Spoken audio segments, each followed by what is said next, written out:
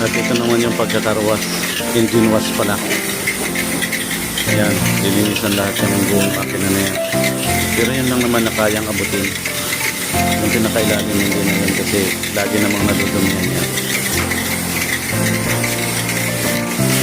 Ayan si Nas. Yan ang taga-engine wash namin. At saka ito, si Alexis. Ayan na.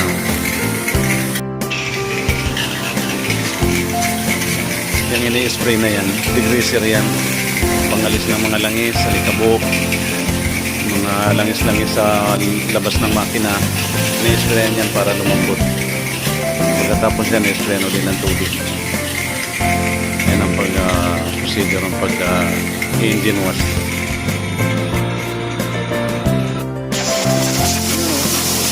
Ang linis na, oh. Tapos na siya magasan. Tapos na siyang engine wash.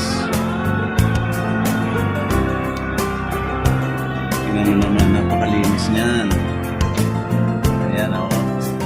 Kung sino ang gusto magpaka-engine wash dyan, kontakin lang dito si Mr. Nas. Ayan, oh. Lagyan natin sa ng pampakintab, i-sprayan.